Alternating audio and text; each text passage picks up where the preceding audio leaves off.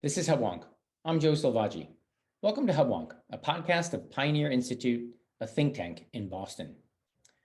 President Biden, as the self-described most pro-labor president within the most pro-labor administration, took credit for helping to avert a rail strike that could have brought a third of all transported goods in the US to a standstill.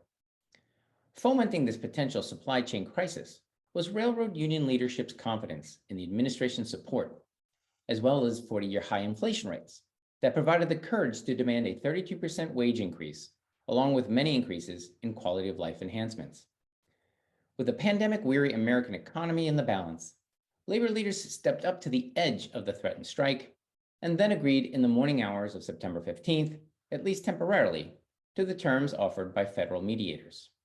Strike averted, the trains will continue to run if leaders from the 12 constituent unions sign the agreement. How did this potential logistical crisis emerge? Who were the participants and what were their demands? And how will the largest economy in the world cope with the systemic fragility exposed by the possibility of a countrywide rail strike? My guest today is Dominic Pino, the Thomas L. Rhodes Journalism Fellow at National Review Institute. Mr. Pino has researched and written extensively about the National Transportation Network and the complex processes that govern that industry's power and prerogatives to organize and order a strike. Mr. Pino will share with us how our current regulatory regime has evolved and explain how and why the country has come to the brink of a strike that could disrupt the US economy in a way that rivals the recent COVID-19 pandemic. When I return, I'll be joined by National Review Journalism Fellow Dominic Pino. Okay, we're back. This is Hubwonk. I'm Joe Selvaggi, and I'm now pleased to be joined by National Review Journalism Fellow Dominic Pino. Welcome to Hubwonk, Dominic. Thanks so much, Joe. Thanks for having me. All right, we're going to get into a very complex issue, which is what seems to have been recently averted rail strike, but the complexity of the rail system in the United States. We're a big country and lots of trains, but it's a complex issue. So I'm glad you were able to join me today. You've written quite extensively on this. I enjoy your writing, primarily in National Review, where I find your work. Let's set the table first by explaining to our listeners, what's your beat as a journalism fellow, and where did you see this impending potential crisis, massive crisis, coming down the tracks, if you forgive the pun? Sure. I mostly cover economic issues, mostly focused on domestic issues for National Review. And transportation has been just a huge part of the economic conversation for the last couple of years. So it's something that I've been focusing on, both with ocean shipping and with railroad and trucking as well.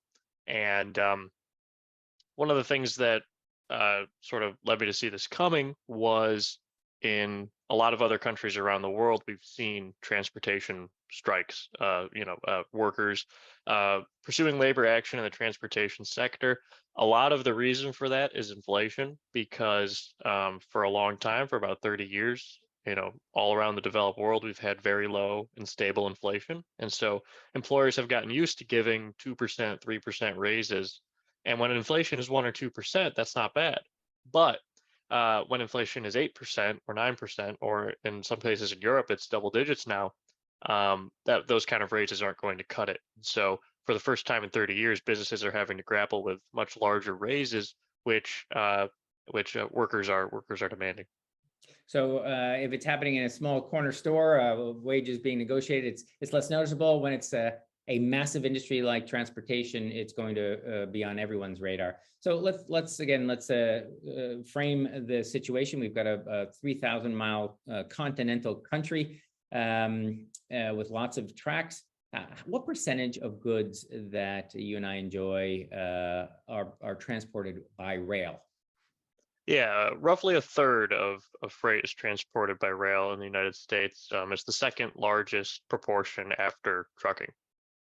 I see. Again, you anticipate my next question, which is, I guess there's 3 ways you can get goods shipped: by motor vehicle, by train, or I guess airplane. Let me add a 4th, and of course by ship. Are you including in that third what we would call intermodal items? Let's say I'm getting a product from China. It's got to come by ship, and then it gets loaded onto a rail, and then perhaps by a truck. Are you including everything in that? Yeah, that's how that is a major component of rail shipment. A lot of railroads, connect to port complexes and handle imports. That's a major component of our rail freight. So, which industries you outlined in one of your pieces? Which industries are affected? That one third, it's a substantial portion of items. But what are most in most of those boxcars as we see the trains going along? Yeah, it especially affects basic materials. So things like coal, things like grain, soybeans, agricultural products, those kind of things. Uh, it also affects normal retail products that people buy. Whenever you see shipping containers on the back of or on trains, those are mostly going to be consumer products. But a lot of those bigger um, open top cars that you'll see are filled with agricultural products or energy related products. Of course, you have tankers, tanker cars that carry oil, petroleum products, and that sort of thing. And so, and those supply chains, more so than consumer goods, are heavily dependent on rail because of the economies of scale that come from rail, and the fact that a lot of that stuff is less delicate, so they don't have to worry about it getting damaged in transit as much. So we would all notice, again, we just lived through a pandemic where we had huge supply chain interruptions. Many people were annoyed that they'd order something on Amazon and it would take forever to arrive. So certainly a strike would have affected those items that just don't come because they're not being transported by rail. But the other items you mentioned, like coal or fuel or chemicals, those are inputs, right, to other items, large produce items, and perhaps are less flexible. What would have happened if, let's say, the coal or the oil or those chemical inputs that are used to make other things? What would have happened to those industries that would normally rely rather, heavily on consistent rail delivery? Yeah, a lot of them would have tried to shift into trucking because that's the most ready alternative for land-based transportation. And then so they would have tried to do that. Now that would have sent trucking prices much higher because it would have really increased the demand for that. And there's not, the supply of trucking services is not going to increase that quickly. And so there would have been a lot of capacity problems there because one train holds hundreds of trucks worth of goods. And so they would have tried to shift to that. It would have made things a lot more expensive. Some stuff just wouldn't have gotten shipped. You would have had situations of stuff just getting stranded across the country, and so railroads were preparing for that. Actually, in the past week, they were looking to prioritize certain shipments and stop processing certain hazardous shipments, so that it wouldn't be a huge shock to the system. But it certainly would have been a major problem. And like you said, these are inputs to goods that consumers do purchase as final finished goods. And we know from just basic economics, if you reduce the supply of something or make it harder to get and don't reduce the demand, that would cause a spike in prices for everything that those products ultimately go into making. We didn't touch on one particular item that moves by train, which is people. Transportation. Is this something that would have affected? I'm calling, we're talking from Boston here. Would any of our trains have been affected? Let's say if I'm trying to get from Boston to New York, something like that. Yeah, so these negotiations did not cover passenger rail operators or passenger rail employees, and so they're not directly impacted. This was just for freight rail. However, a lot of uh, passenger lines in the United States run on lines that are owned by freight companies, and so that includes basically every Amtrak line outside of the Northeast Corridor, almost. Those are all run on state, or excuse me, on freight freight rail lines. And so, even though the train conductors and the engineers on passenger trains are not part of this, the maintenance of way workers, and those kind of support employees that actually maintain the tracks, they would have been covered and they would have been on strike, and so there would have been some disruptions there. It would affect some commuter rail. So in the Chicago area, some of the commuter rail lines run on freight lines. I don't believe any of the Boston commuter rail run on freight lines. I believe those are all owned by the state of Massachusetts. But but yeah, the Northeast Corridor lines would not have been affected, but a lot of other passenger lines could have been affected around the U.S. So I think it's fair to say virtually every American would have been touched by this strike, whether it's transportation or goods, inflated prices, not getting the products they order. It would have been a massive disruption. Again, I don't know if you want to assert this, but on the order of the disruptions that were created by the COVID pandemic, we just lived through. We all learned the term supply chain disruption. So let's take again another step back and look at the rail industry itself. I see trains go by and they have lots of different labels on them. I assume that there's not just one big railway company. There are lots of individual private companies. Share with our listeners what the rail industry is made of. How many, let's say, large carriers and individual operators are there? There are 7 Class 1 freight railroads in the United States. Most of them are concentrated in particular regions, and the network is sort of connected east and west in Chicago. And so it's not really possible to go from one end of the country to the other on the same railroad. A lot of things, if it's going cross country, they will switch in Chicago or in Kansas City or places like that. 2 of the Class 1 railroads are Canadian, actually, so Canadian National and Canadian Pacific, which also have significant network within the United States. And so these are 7 companies. A lot of people will make a point of saying that there used to be a lot more Class 1 railroads, and that's correct. There used to be around 40. And since then, there's been a lot of consolidation, and we're down to 7. And they'll point to that and say that the industry isn't competitive enough.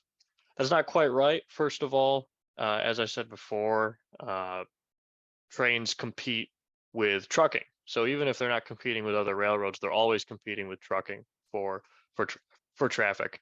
And sort of proposals to hinder rail traffic through regulation in order to remedy this perceived uncompetitiveness is only going to hurt them relative to trucking. And so you're going to shift a lot more to trucking. And trucking is, of course, a very important part of our supply chain infrastructure. But if it's possible to get things on rail, that is usually better. It's better for the environment. It's more cost effective in a lot of situations, and we're having something of a hard time with trucking as well right now in terms of both regulatory burdens and just ordinary labor market concerns there. So that's yeah, that's roughly how rail fits into our supply chain as a country. So you have 7 major players in the freight business. Of course, they're in the context of all transportation, as you say. They're competing with trucks, but they're competing with each other. So presumably, I'll tell you where I'm getting with this. We're going to be talking about a labor strike, but isn't it the case that individual firms are competing with each other on price, and a big input on what a rail firm can produce as far as profits is good, effective labor, which presumably requires good wages and benefits. How is it that we have 7 individual private companies and they all seem to share similar wage and benefit characteristics? In other words, it seems like we don't have 7, but rather we have 1 if we're talking about this massive strike. Explain to our listeners why that is. Sure. So the federal government in the early 1900s and late 1800s had to deal with a lot of railroad strikes. It was a big problem, and obviously at that time it was much more a much larger part of our passenger of our passenger transportation, but also for cargo, and especially at that point for carrying the mail. And so that was a much bigger part of our economy. It was a huge problem. There were major strike in the early 20s that led Congress to pass the Railway Labor Act in 1926. So railroads operate on a completely different set of labor law than other industries that are governed by the National Labor Relations Act, which came out of the New Deal in the 1930s. So that's actually newer than the Railway Labor Act. And the whole point of the Railway Labor Act was to avoid strikes. And so Congress set up a whole list of different rules and different procedures that railways have to go through to negotiate labor contracts. And it's a much more hands-on process than the National Labor Relations Act. And so it is at the national level. There are two sort of groups. It's the National Rail Labor Conference and the National Carriers Conference Committee. First one represents labor, the second one represents the employers. And those two groups negotiate for the whole country on these things under the Railway Labor Act. And so ordinarily, Railway Labor Act agreements do not have well, they don't ever have expiration dates. Whatever you make an agreement, that agreement lasts until the next agreement comes into effect, and that next agreement can happen whenever. The sides had agreed to a 5-year kind of span that what they would do, and the last one was up in 2020, so they started negotiation in November of 2019. And they continued to negotiate. It was sort of stalled a little bit for COVID, because a lot of these negotiations happen in person, and they're actually very person to person and very much dependent on that. And so there was some issues with that, but these negotiations dragged on for over 2.5 years. We got to 2022, and they went to mediation with the National Mediation Board, which is a independent federal agency that basically puts these guys in a room and has federal mediators to try to come to an agreement. The mediators released them early, released them after a very short amount of time, which is what the unions wanted. And once they do that, now we actually have deadlines. And so there's a 30-day cooling off period after that for them to negotiate. They still didn't come to an agreement after that, and so President Biden appointed an emergency board, which is a power he has under the Railway Labor Act, to help settle this dispute. Now the board meets for 30 days. They write a report that gives independent recommendations that are non-binding. And just basically says, look, this is what we think is fair. After that, you have another 30-day cooling off period, which gives them more time to negotiate. So that's what we were coming up against on Friday, was the end of that cooling off period. And at that point, labor would have been free to strike, and the railroads would have been free to lock out the employees if a deal was not made. So fortunately, we avoided the worst of that.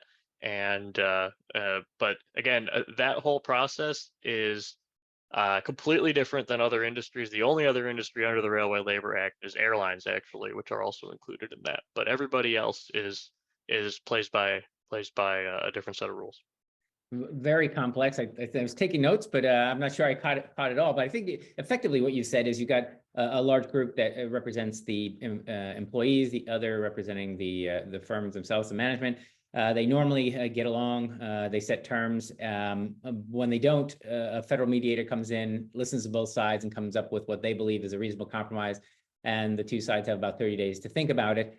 What were the issues at hand? Why were they so far apart and literally at the end of their cooling off period, not agreeing on much? Where were the key issues of divide?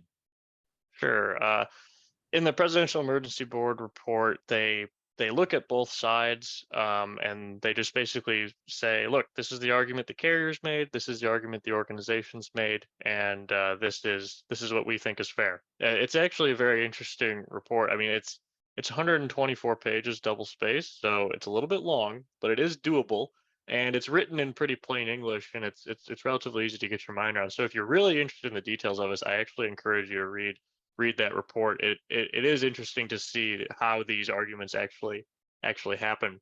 And so on wages over the 5-year life of the proposed agreement, which would have been from beginning of 2020 to the end of 2024. So it's interesting. They're sort of negotiating about past years that have already happened, and so uh, the things they would have agreed to, things that they agreed to, would actually happen immediately for the years that have already occurred. And so on a question like wages, the carriers wanted a 17% raise, the unions wanted a 31% raise, and the Presidential Emergency Board basically split the difference and recommended a 24% raise. Now that 24% raise is the largest that they've ever had in the history of national bargaining. And so even though it wasn't as high as what the unions wanted, still very, very high compared to the past. And again, that reflects, the higher rate of inflation. So the raises that they would have gotten in 2020 and 2021 would have been above the rate of inflation.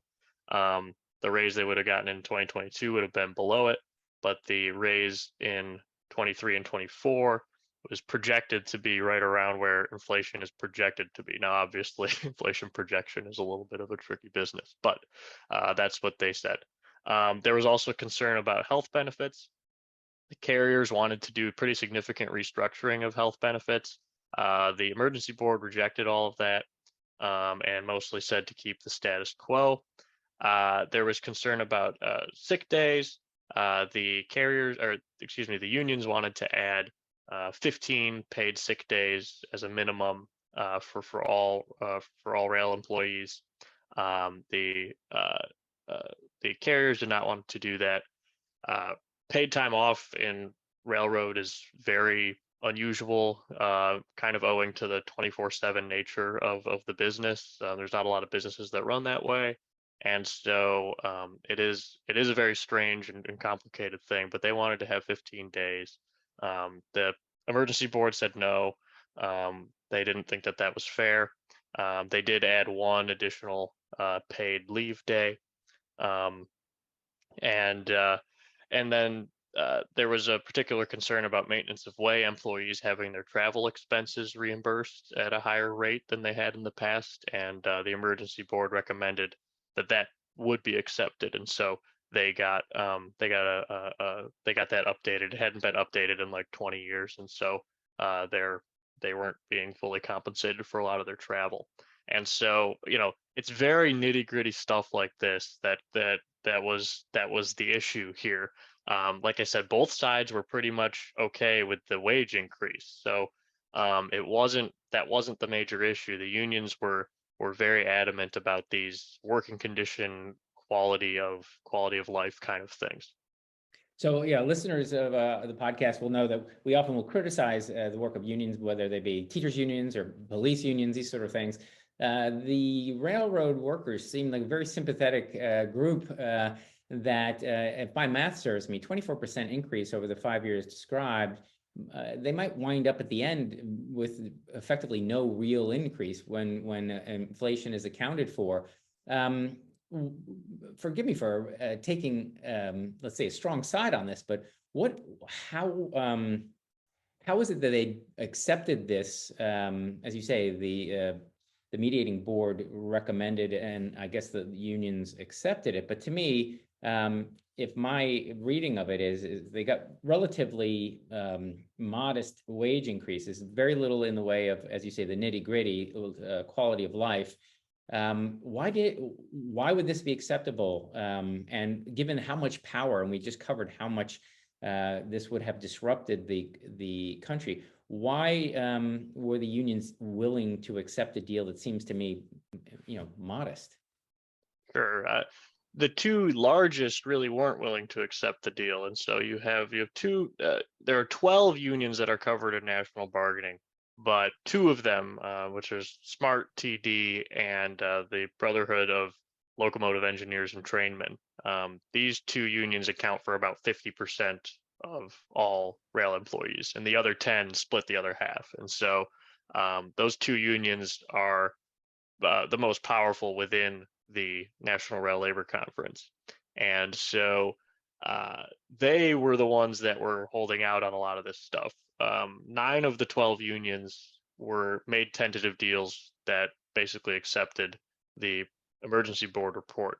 But these two unions were holding out over these quality of life issues. And so we don't know yet the full details of the actual agreement that was made. We just know that Secretary of Labor Marty Walsh announced that there is an agreement and that there would be no strike, at least for now.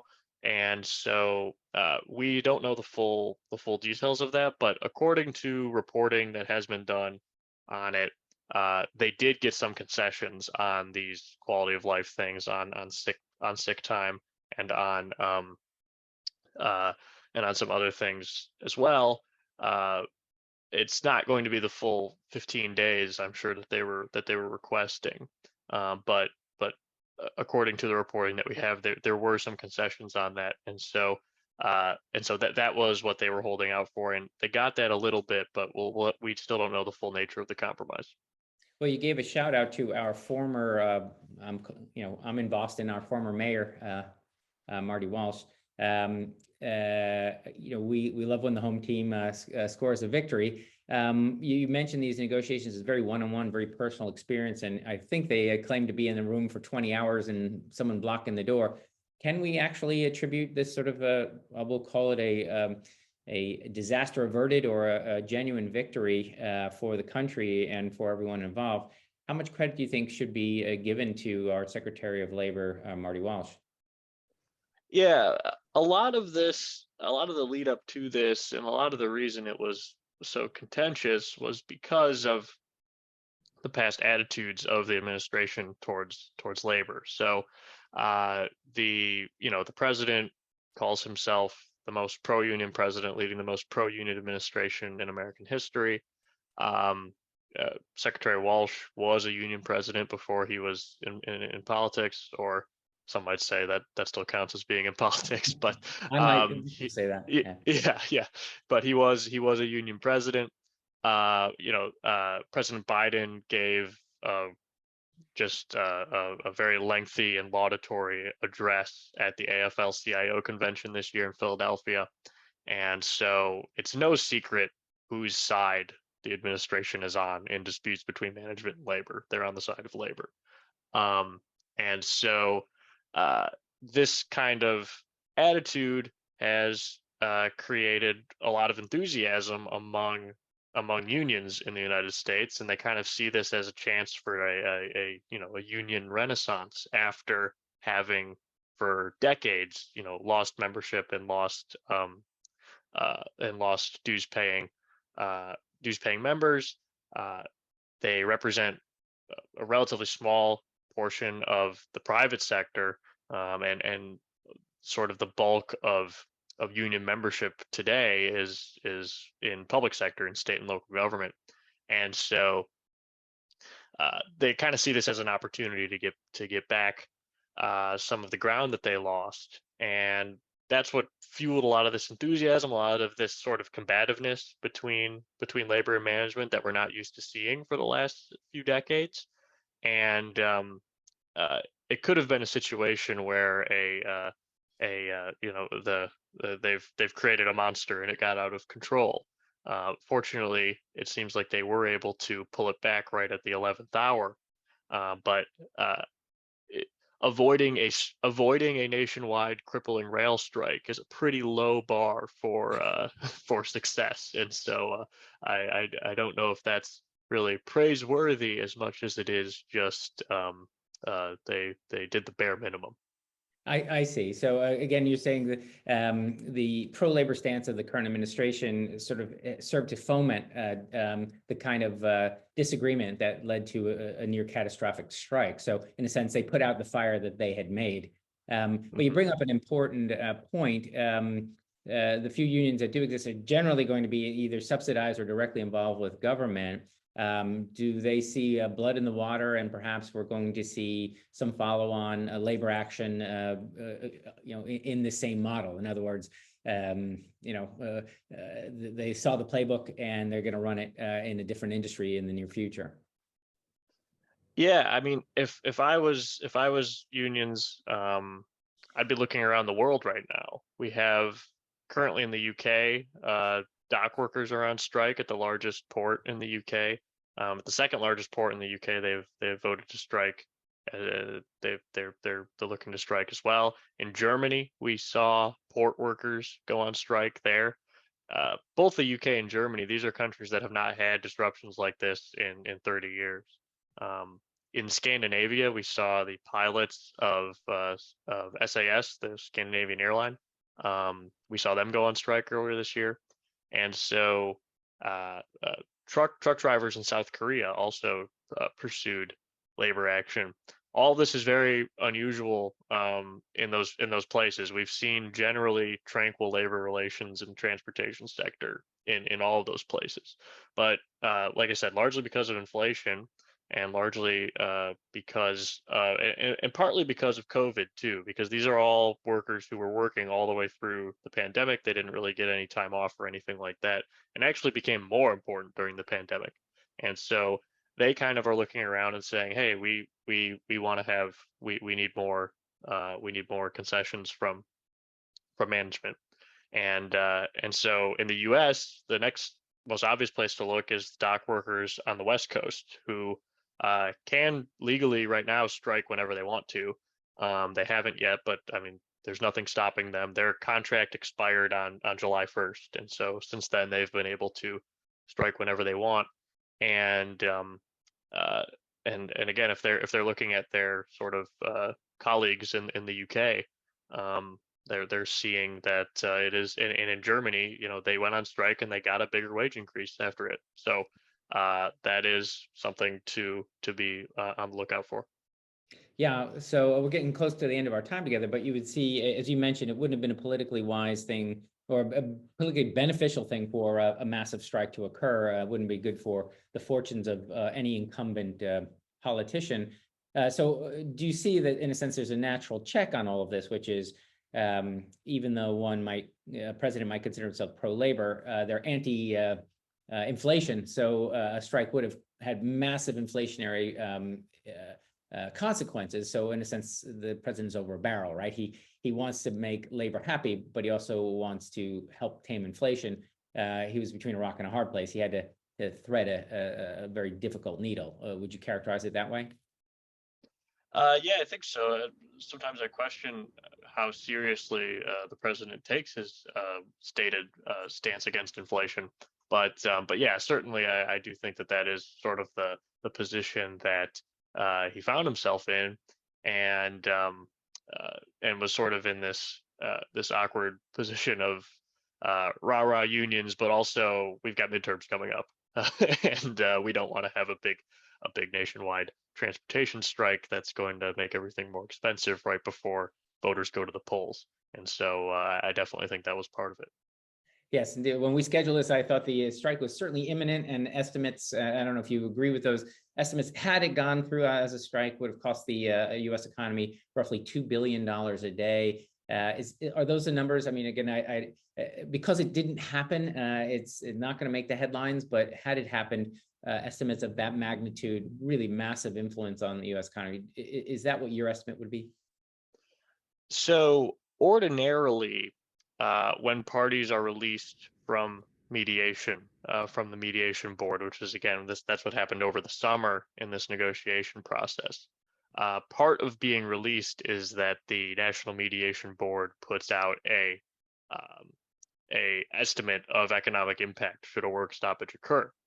They didn't do that this time, which is one of the things that they skipped, and they sort of rushed this process, and they did that because the unions wanted them to. There's a 2-to-1 Democratic majority on the National Mediation Board right now, and the two Democrats voted to release them. The Republican did not, and the two Democrats um, both have worked for unions in their past careers, and so there was a little bit of that sort of thing going on. So we did not actually get a neutral estimate from the National Mediation Board. We got the $2 billion a day estimate, which was from the Association of American Railroads. Now, on the one hand, they know more about railroads than anybody does, but on the other hand, they are the railroads, and so there's a little bit of they probably wanted that number to look big. Um, there's been some independent analysis actually from the Anderson Economic Group, which estimates these things. They did one for uh, the traffic stoppages between Canada and the U.S. earlier this year over those vaccine protests there, and so they estimate these things, and using their methodology, they put it somewhere. They put it in somewhere around 70 to 90 million dollars a day. So they had a much lower estimate. The truth is probably somewhere between those two, but you know, uh, this is something that should be avoidable. That we have legislation in place since the 20s for the sole purpose of avoiding, and so any damage that would have come from this would have been an unforced error, and it would have been quite bad. So last question I want to ask you, looking forward then, is how long will this last? And will we all be back here in 2024 or beyond? And in the meantime, are shippers trying to find alternatives? Meaning, if they see this as a choke point, they may rely more heavily on trucks, which, as you say, are more expensive, more labor intensive, and more less environmentally friendly. Or again, with fuel, things like this, building more pipelines so that it doesn't have to be shipped by rail. What will be the, let's say, long-term reaction to this event? Sure. For energy, pipelines are absolutely the answer. That has to be part of our energy policy as a country, and and at the state level going forward. And it's especially the case for New England up there. There are not enough pipelines that connect to New England, and so New England is often in the position of importing gas from abroad instead of getting it from Texas. It would be, and if it were actually cheaper and better to do that, that would be fine. But the reason that it's cheaper and better to do that is because government blocks pipeline construction, and government blocks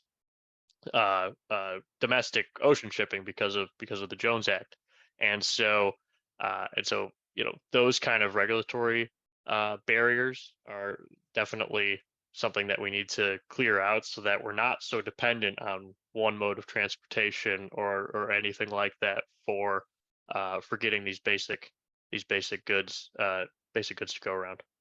Wonderful. I'm glad we got at least a meaningful policy bit of advice talking about going forward and avoiding these kind of choke points in the future. So again, I've enjoyed having you on the show today, Dominic. Where can our listeners read more about your very wise and thorough reporting? Sure. Over at nationalreview.com. That's where we are. I encourage everybody to subscribe to NR Plus, which is our that'll give you full access to everything on the website, and we'll do it pretty much ad free as well. So none of those annoying pop-up ads or anything like that. It's a very nice experience if you do that. And so yeah, so I'm on nationalreview.com, and then you can follow me on Twitter at Dominic J Pino. And yeah, I appreciate the opportunity to share my work with you guys, and wish you all the best up there. Good. I recommend it. I recommend National Review. I think it certainly is a right of center perspective, but I think the broad range of writers there cover all the bases. So you can pick and choose who to follow. I find your work wonderful. So thank you for being my guest today on Hubwonk. Thank you for the work that you do. Thank you so much, Joe. This has been another episode of Hubwonk, a podcast of Pioneer Institute. If you enjoyed today's episode, there are several ways to support the show and Pioneer Institute. It will be easier for you and better for us if you subscribe to Hubwonk on your iTunes podcatcher. It would make it easier for others to find Hubwonk if you offer a 5-star rating or a favorable review. We're always grateful if you share Hubwonk with friends. If you have ideas or suggestions or comments for me about future episode topics, please email me at hubwonk@pioneerinstitute.org. Please join me next week for a new episode of Hubwonk.